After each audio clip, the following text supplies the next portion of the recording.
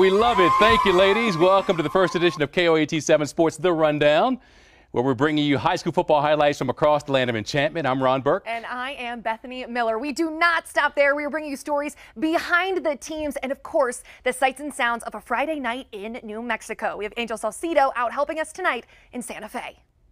We're here at Capitol High for Jaguars versus Demons. Let's take you into the game. Yeah!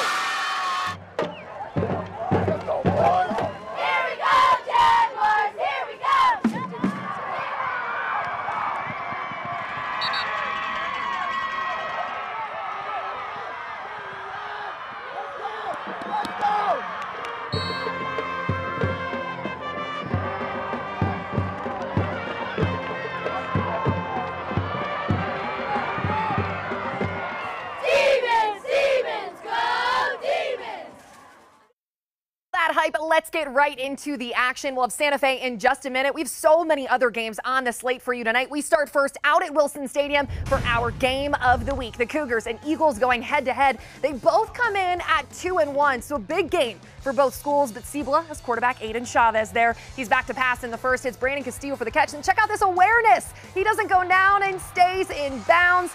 The junior takes it all the way down inside the 10 before he's tackled there by the Eagle defender. Now Cougars convert to Chavez to Nathan Lopez out of nowhere. Check out this catch. The senior gives Cibola the first score of the game. The Cougars lead El Dorado 7-0, but the Eagles answer right back. Start of the second, Ilias Franco to Damian Lucero. Now refs initially say no touchdown, but they changed their call. Eagles on the board. They would miss the extra point, though, so they still trail 7-6. We go to the second. Chavez would go to work, screen pass out to Lopez again. The quarterback finds his favorite target of the night, and the senior races down the sideline into the end zone for 6. Cougars take a 14-6 lead over Eldo, but with under 1 minute to go in the first half, Eagles find their spark. Franco to Shane Aspera downfield. He makes the defenders miss, and that is Pater. Aspera walks in. Eagles convert the 2 points to tie the game at 14s, but El Dorado cannot stop Aiden Chavez's arm. Cibola goes on to win over Eldo 35-21. Now let's go to Milne Stadium. The Vikings hosting the Jaguars. Valley would lead 7-6 after halftime. Kanan Hohola under center for the Vikes. He goes right through the hands of the defender. Finds Charles Lopez Burton for a big first down. He's brought down inside the 10. That play leads to this. Hohola, the quarterback keeper, into the end zone. Valley takes a 14-6 lead after the extra point, but Atrisco Heritage, huge comeback late. The Jaguars get the win tonight, 27-14. Let's fly over Community Stadium now, where the defense does not rest in this matchup between La Cueva and Volcano Vista. Let's take you to the floor for the action, where the Bears are hungry early and often. Linebacker Mason Posa picks off Josh Gerardo here. He gets some blocking, slips some tackles. He's on his way somewhere and has just enough gas to complete a 69-yard pick six as they're chasing him. He gets there. La Cueva 10-0 in the first quarter. The Hawks get on the board a short time later. Tyler Martinez from short distance, a yard out. It's 10-7 after one quarter play. Let's go to the second quarter. Gerardo back to pass again. You saw the one pick six. This is Colt Mangino doing the dishonors this time. Takes it 45 big ones. The Bears, second picks at the first half of this is a big one. They lead 31-14 at the half. And late in the third, La Cueva QB Aiden Armenta, he's looking deep to Ian Sanchez, and he finds him. Now, Sanchez has some work to do. Got to dodge a guy and then outrun other guys. But will he get there? They trip him up, but not before he gets to the end zone. 89-yard score. La Cueva rides those big plays to a 38-16 win over Volcano Vista. Let's go to Rio Rancho now. The undefeated Storm hosting two lost Las Cruces in front of a pretty big crowd there. A lot of spirit in the room. Cleveland by 7 late first quarter. We say happy birthday to Storm quarterback Evan Wysong. Happy birthday. Flips it out to Josh Perry, and the junior bulls his way into the end zone. Cleveland takes a 14-zip lead over the Bulldogs. Storm band, you think they like it? I think they love it. Playing good tunes. The Storm would get the ball back and have great field position thanks to a hefty punt return. Cleveland makes them pay, too. Perry finds pay dirt. That's the junior's second TD of the quarter. Good for a 21-0 Cleveland lead, and they don't let up. The Storm take down the Dogs 42-7. Let's go to Moriarty now, where the Pintos are taking on Grants. We'll go to the opening possession of this one. Pinto running back Kenneth Pointer. Well, let's run it in for the touchdown here. Moriarty on the board first. That's a 7-0 lead. Let's go to the next possession now. It's Eric Wolf with the touchdown this time, and he is in there. Moriarty leads 13-0. Grant's coaching staff trying to think of a game plan here to get a spark on their offense. They look to punt the ball away, though. Low snap, so the Pintos get some pretty good field position, and they take advantage. Pointer would get his second tutty of the game. 19-0 Moriarty. The Pintos a winner, 41-0. And we still have plenty more to get to on the rundown. They're not your typical football players, but they are hoping to inspire more to hit the gridiron. And New Mexico United on the road in Austin, looking for a much-needed win that could vault them from 6th place to a tie for 3rd in points in the Mountain Division.